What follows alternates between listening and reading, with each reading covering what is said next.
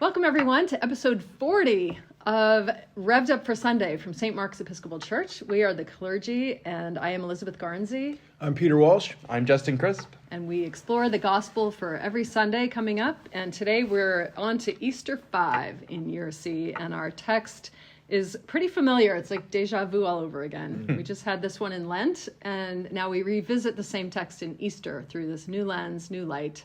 So let's read the text.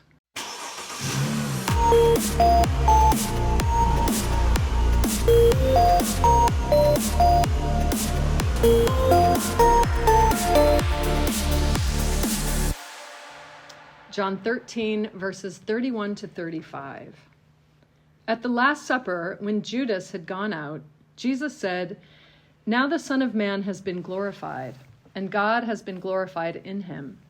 If God has been glorified in him, God will also glorify him in himself, and will glorify him at once. Little children, I am with you only a little longer. You will look for me, and as I said to the Jews, so now I say to you, where I am going, you cannot come. I give you a new commandment, that you love one another. Just as I have loved you, you also should love one another. By this, everyone will know that you are my disciples, if you have love for one another." The Gospel of the Lord. I think it's important to know the context here, just to keep in mind that this is coming right after Judas has left the scene, as it were. So the context here is John's retelling of the Last Supper. Judas has departed to do his work.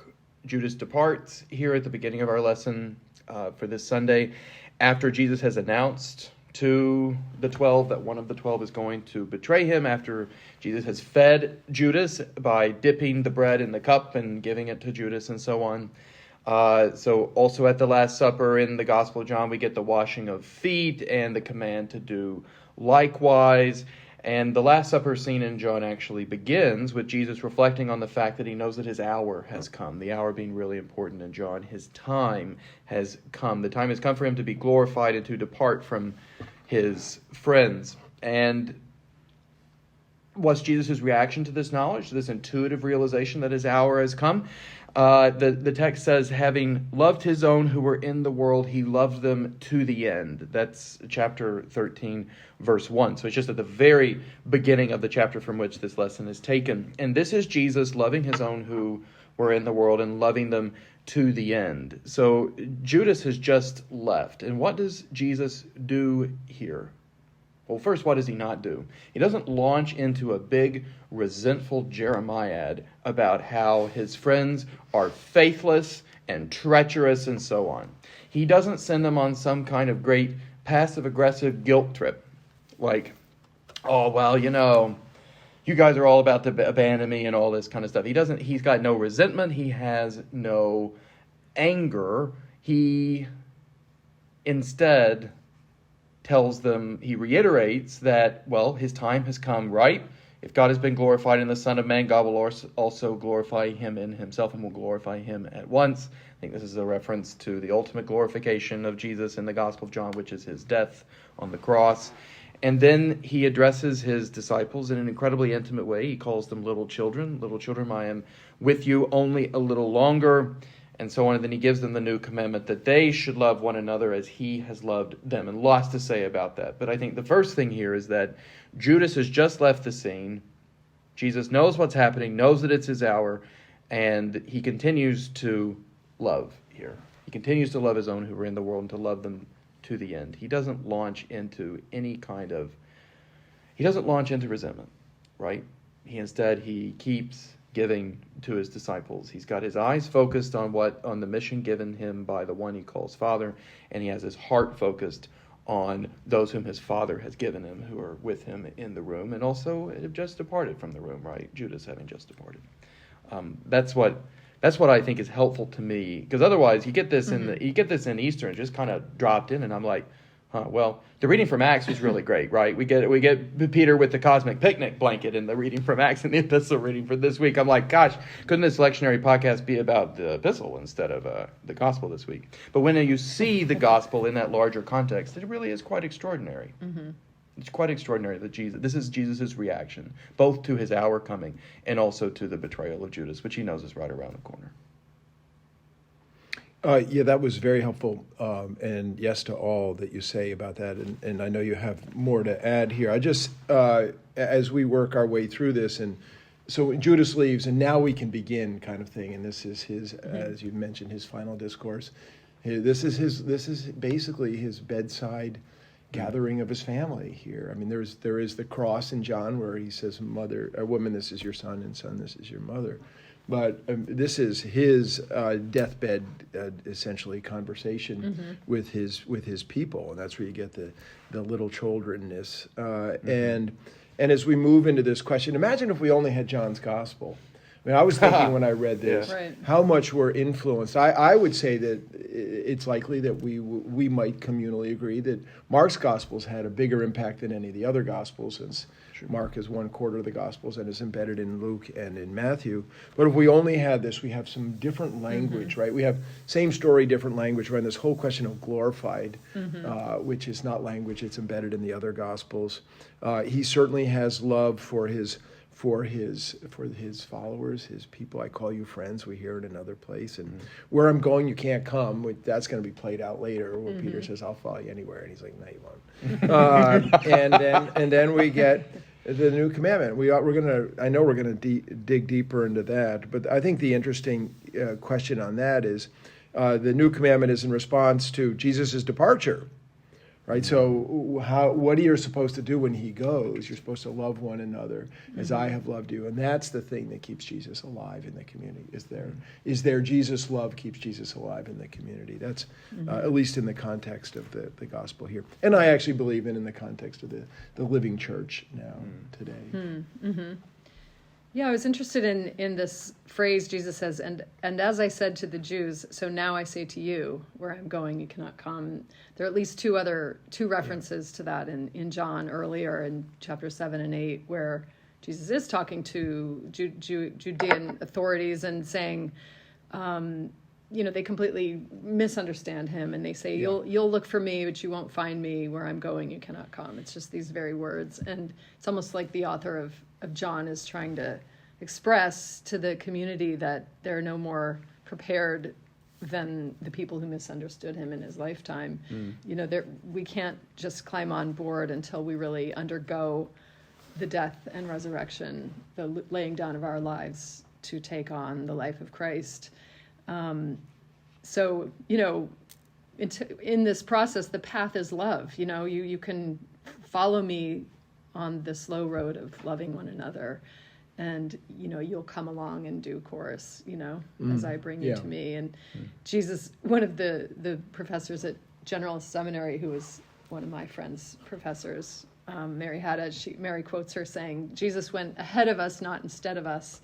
And I think this is a good example of, he's saying, where I'm going, you cannot come, but one day I'll draw you to myself. And so I think that's a pretty powerful little thing embedded in there sort of subtly.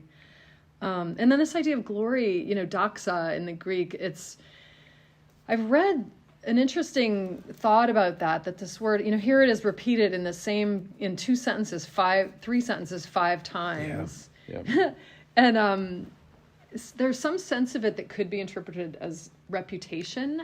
My reputation is now solidified, and I've found my reputation in God, not in humankind. And God, God's that's interesting. Reputation is being, established and justified. And, I think we all seek glory in the world. We seek to have our reputation shine, or, make a good name for ourselves.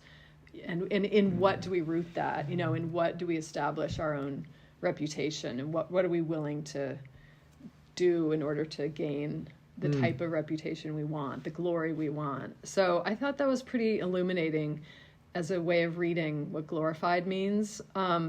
At least for me, I thought that was a very interesting thought to chew on for a while. Okay, that's super Totally. interesting. I never would have been anywhere near there. Not, Yeah. not even close on that. Justin, Yeah. you have a PhD in theology. This is a theological question about what does glorification mean. And I mean, Jesus, you pointed out earlier. So there's that scene where these cues are super subtle for us. Remember in chapter 12 in the previous chapter where Philip says, the Greeks want to talk to you. Right? That's and right. I'm like, wow, some Greek guys want to talk to you. And it's like, oh, that's interesting. But for Jesus, it's like, wow, the hour has come for my glorification. Yeah. Right? So that's the thing that kicks off. This is your hour, and he moves right to glorification. I mean, so Totally. and the concept that you're talking about, what is glorification for us? Because we spin that concept differently in our lives. I mean, but there's a lot of theology in that. You have a clarification on that? What does this all mean? I used to be obsessed with glory. I'm still actually obsessed with glory. In my own prayer life, it has different forms. I'm not going to say that it has ups and downs, but it's always moving and shifting. But for a long time, I was really I would meditate on the Greek doxa or on or the English glory, because glory is closely related to beauty. It's not identical to it. I think that God's beauty is an aspect of God's glory. And for me, as followers of the podcast know, beauty is the way in which I experience God. It's the way that I chase God down. It's the reason why I believe in God and so on.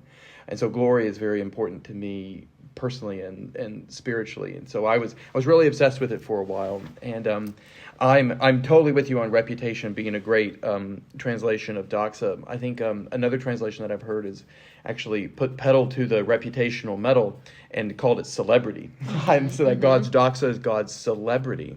And so in the Greek, it has these connotations which the Hebrew word for glory, kabod, does not have. Kabod has connotations of a weightiness, right? It's something which is heavy. Kabod is heavy. It's a kind of metaphysical heaviness there. And then you get it. Kabod is transformed in the Greek into doxa, into celebrity. And I think that's an interesting. I'm just riffing here, but I think that's an interesting way of thinking about the incarnation. So, in the Old Testament, God's glory is often depicted using meteorological imagery. So, and I love this stuff. God's glory is depicted in storms atop Mount Sinai, and you can see this in Exodus. You can see this in the Psalms. Right? This is why I love storms. Storms are sublime. Right? They're terrifying in a way that is utterly captivating and beautiful, captivating and petrifying at the same time. And God's glory is like that. And so the Hebrew Bible uses this meteorological language to depict it. And once you get to the New Testament, right, and you get the incarnation of this cosmic God, the first cause of all things, the one who loved the world into being, who said, "Let there be light," and boom, there was light, right? You get, Jesus has a reputation. Jesus has some celebrity. And what's odd about Jesus' celebrity is that, he's talking about the Son of Man has been glorified and so on. And I'm like, okay, Jesus is still pretty small time at this point, right? Some people know about Jesus. Jesus' doxa is a lot less impressive than Caesar's doxa, than Aeschylus's doxa, than Homer's doxa, etc., right? I mean, you get, I preached a couple of months ago about what the Roman historian Tacitus has to say about Jesus, and the short version is very little. Right? This guy whose name is on the lips of almost every single human being. Everybody knows that everybody knows who Jesus is, in the sense that they know that a character anyway called Jesus is a big religious deal in some fashion, right? They may not connect him to an historical person. They may not know his identity. They may not have a personal relationship with him, but people know the name Jesus. That's not the case in the first century. Not the case in the second century, right? It takes a long time for this doxa to actually become recognizable as human doxa. And I think that there's a movement here where there's a movement both from kabod to doxa in an incarnational sense, right? You start with the meteorology, and then you end up with celebrity or reputation. But you also see that God's reputation, God's doxa, Jesus' doxa, is not necessarily human doxa. It's not necessarily human celebrity. And so there's a profound aesthetic reorientation of what counts as real doxa and what doesn't count as real doxa. Because here, Jesus is still smart. He's small time. He's small time. And yet he has said, now the Son of Man has been glorified. And I'm about to be glorified in an ultimate way. And I think the glorification is absolutely true. It's a glorification by God, not necessarily translatable into headlines or lines in history books or anything like that. Well, with the death, grounding it in the death, resurrection, and ascension of Jesus, the glory is in how Jesus lays down his life for others, and we would associate glory with power and control and, and being an influencer and someone with, good looks and money, and glory is like, look at me, but Jesus is the opposite type of glory, the opposite type of reputation.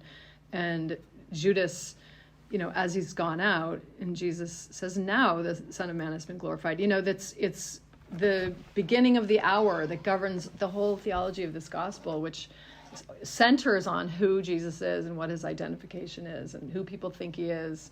And as you say, we go from this reputation that God has of a fierce, dominating, powerful force, to this very humble, incarnate, humble child, born in a stable to a people of no report, no reputation. And so I think, it's an exercise of subversion here, which I think is pretty powerful. I just want to underline something that you just said that I've not realized until you just said it, which is that the now here and now the Son of Man has been glorified is the beginning of the hour. And it's the now because Judas has gone out to do what Judas is going to do. So this is the beginning of the hour. That's really, really interesting. And the hour is going to culminate in his death, resurrection, and ascension, as you said. But it begins here with the betrayal. Wow. Right. And Peter, I know you probably have much more to say. I want to make one last connection No, not at all. here. No. That, at the end of this passage, it's by love that everyone will know that we are Jesus' disciples. And so our reputation hinges on the love we have for one another. So I think that Jesus is saying, until you can lay down your life, until you can come where I am going, the path is to love one another. And that's where your reputation will be glorified. Oh, that's cool that you're making the connection. That's and that really was, I wasn't making that connection at all between that's neat. Why don't we shift down to the last sentence here, the coming of the so-called new commandment. I think there's a lot. There's a ton in this. First of all, I'm going to say this is the only commandment that Jesus has.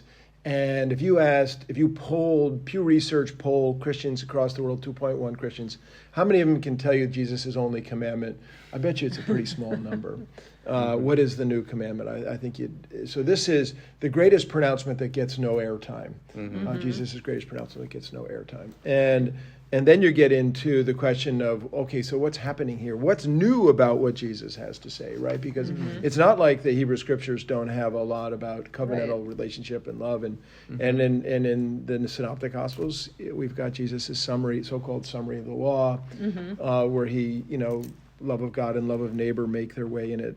But there's so much packed in here. I think that I had to be a priest a long time before I understood the new commandment. And there was somebody in Phoenix who has since died, who used to talk to me about this all the time. And I think he was trying to teach me. I know he was trying to teach me, but I was too thick to get it. And I kind of had an aha moment later when I realized that the question of what's new in this, why is this a thing, is because that is what constitutes Christian community.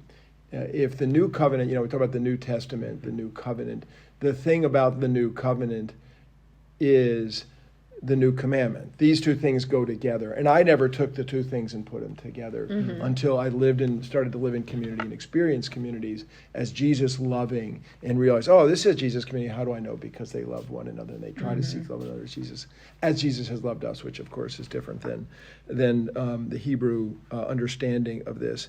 And so I think, and I so look forward to y'all to quote people below the Mason-Dixon line, Justin, y'all, the issue here is the special emphasis that Jesus is giving. And again, I when I look at Christian churches across the country, I don't think that for the most part there's enough emphasis on this special emphasis that Jesus gives. New commit. We got to remember in Luke we get that whole thing about the new covenant in my blood at the Eucharistic feast. And so this is what's constituents if this grows out of the Eucharistic feast, that we're to love as Jesus has loved us. That's the connection of death, resurrection, and ascension kind of gets all tied up in this question of loving one another as Christ loved us, which I find to be uber, super powerful.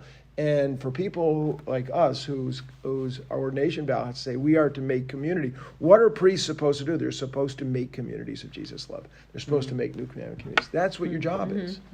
But it's the work of Jesus, right? Because we get it's Jesus' love that we get. We don't get even the highest human love. It's all about Jesus' love, and he is the source, and he is the life and the power of the Spirit. But that's our job is to shepherd that life in the community, the Jesus life in the community. Well, my favorite line from the ordination service is not actually one of the vows, but I think is what makes all of the vows possible. It's the Spirit which flows through all of the vows. It's in the bishop's address to the ordinand before. It's the bishop says, "You are to love the people among whom you work and serve." And I'm like, oh my gosh, yes, absolutely, yes, totally. And this is Jesus saying the exact same thing to everybody, right? You are to love these people. And it's by that love that people are going to know you. It's by that love that it's in that love that your doxa, your reputation, your celebrity is going to be rooted. I mean, I love it. By this, everyone will know that you are my disciples. It's kind of like the Supreme Court's, what I think is still the Supreme Court's definition of pornography, which is something like, the question is, how do you know pornography from a nude by Michelangelo or something like that? And the answer is, well, you know it when you see it. And in the same way, you're supposed to know Christians when you see Christians, right? You're supposed to anyway. You should be able to. By this, everyone will know that you are my disciples if you have love for one another. And I think we've been circling around to how is it that Jesus has loved us such that we're supposed to emulate that Jesus love for each other. And I think there are a couple of different ways to refer to it. Elizabeth, you mentioned a couple of times a love that lays down its life, and that comes later in chapter 15 of the Farewell Discourse, in one of my favorite lines, which I know from the King James, which I memorized as a kid. Forgive the gender non-inclusive language, but it's just the language that comes to my heart. A greater love hath no man than this, that he laid down his life for his friends. Which is beautiful, which is what Jesus does, and which is what Christians do, right? A greater love hath no man than this. And in addition, I think that it's the kind of love that we see on display in this particular passage after Judas's departure to betray Jesus. What comes just after this passage is Peter saying, hey, I'm going to follow you. What do you mean I cannot come? And then Jesus is like, well, actually, you're going to deny me 3 times. Sorry about that. And my point from earlier that Jesus doesn't launch into some kind of resentful Jeremiah here. Jesus just keeps loving, keeps instructing, keeps teaching. Because I think that the love of God, to riff on a phrase from Martin Luther, Luther says that God's love doesn't find something lovable in the other person. God's love creates lovableness in and through the act of love. That we often, Luther says, human beings most often see a person and see something desirable in them. We see that either they're beautiful or they're smart or they're funny or we enjoy spending time with them. And so then we love them. We love that part of them. Our love for them is elicited by something which is lovable in them. And God's love for us is more like the love which Mr. Rogers said all parents were supposed to have for their children, which is to love unconditionally, and by loving unconditionally, we love the person into their lovableness. It's not that we love them because they're already beautiful or because they're already smart or already funny or already a lot of fun to be around. We just love them, and through the gift of that love, through the gift of Jesus not reverting into a kind of, oh my gosh, you bunch of suckers, right? I can't believe you're about to do what you're about to do to me. Instead, you keep loving them. That kind of love makes people grow like flowers grow from by the effects of photosynthesis by the light of the sun. That kind of love makes people flourish. And that's the love which God has for the world. I think this is that's the love which God has for the world that God has made, and this is the love that Jesus incarnates. This is the love that Jesus has for those who love those whom he loves in the world. This is the love which Christians are called to have, and that love in a world of sin and death looks like a love that is willing to lay down its life for its friends. But it's that love which is love, no matter what. This is what I love about the ordination vows. It's unconditional. You were to love the people among whom you work and serve. Doesn't matter if they like you or not. Doesn't matter. It doesn't matter if they're mean. Doesn't matter if it doesn't matter how cruel they might be to you. If you're working and serving among them, the ordination service says, love them. And here Jesus doesn't say if you like them, if you agree with them, if you look like them, if you vote like them, if you sound like them, if you speak the same language as them. He just says, you guys are supposed to love one another as I've loved you, period. And the unconditional character of it is the whole point. Mm-hmm. Yeah, I think that's what's new about the commandment is Jesus doesn't, or the Torah commandment is love your neighbor as yourself. And some might say that you love your neighbor as an extension of yourself, as the continuation of yourself. But Jesus says the new commandment is, as I have loved you, love one another. And that's a whole new level of love, as you've spelled it out so beautifully. And I think everything that Jesus, we say it's his only commandment, but I think everything Jesus instructs his disciples to do through the Gospels, forgive 70 times 7. If you're, the whole Sermon on the Mount about if your neighbor asks for your coat, give him your shirt also. And I mean, everything is a variation on loving others as the way Jesus loves us. And so I think he's spelling it all out in increments, and now he's just saying it plain, and maybe that's what's new, is just this next level sacrificial love that has no boundaries and no limits and no end and no ultimatum. He feeds and washes Judas on his way out the door. And I mean, he's got nothing else no response to that except love. We can only love, and that's the only way to heal, the only way to restore this person to community. None of them go out looking for Judas to chase him down and save him from his own self. And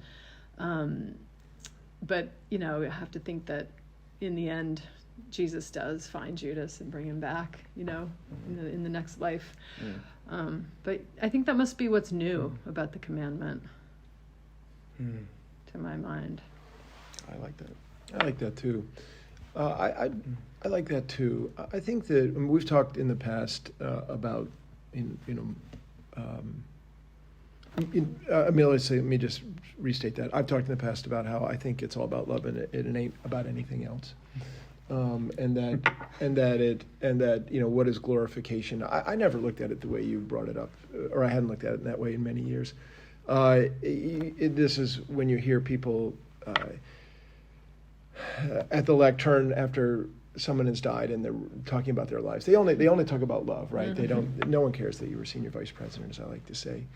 But I think that the interesting thing here, as you know, I'm like the love person theologically, and that Justin, you've talked about typologies of how we understand salvation, and so if this is affective, we are to love as Jesus has loved. It's also effective, right? It affects salvation, and the question of sin. I mean, for me, sin is a flat-footed sin to me means zero to me, because I just assume that we're all human beings, and because we're human beings, we're going to fall short. And so kind of beating the pulp out of ourselves for sin, I did that, and I don't think it got me any farther along than not doing that. I just, but I do think that the question of Christian sin, let me just say that, which is too big a topic. But, if you just looked at that poll that the Episcopal Church did recently about everybody polled high on Jesus, and they did not poll so high on Christians. And so, and the sort of words, 50% of the United States weighs in and says Christians are judgmental, arrogant. There's a few doozies there along the way. Good 5 doozies, I can't remember them all. But to my mind, that is a lack of the thumbprint of love. Mm-hmm. And that is the place, that's the sin where we fall short of the Jesus love that we have been commanded covenant, in the covenant with Jesus. It's in the covenant of Jesus, right? It's not out of the blue. It's in the covenant of Jesus that we are to love that way, and that we fall back into human predispositions of dividing and conquering, vilifying, turning good guys, bad guys, everything that you're both saying Jesus didn't do, right? And just take a look at the news in the country, the tribal nature of our raw and I don't even have a word for it, whatever our discourse has gotten into. It does not mark, this is not Jesus talk, and there's a lot of Jesus people. I visited somebody this morning. This is a super bright guy who has had a very raw life, and I'm going to leave names out of it, but we love this man, and he's talking about the war, and he was telling me he's obsessed with the war, and he's following it on Reddit. And I laughed. He says, I'm following True Movements 10 times a day. Wow. And he said, I need this war to end. And he said to me, what do you think about God in the war?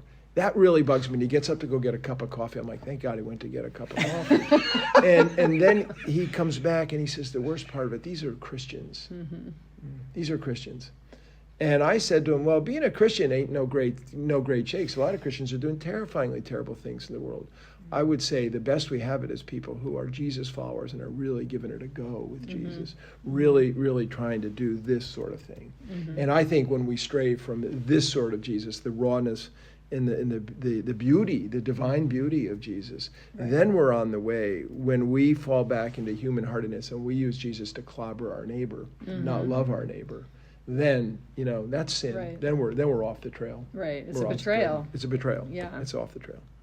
Right. I love that. By this, everyone will know you are my disciples. Not even the call, or nothing external really points to our discipleship.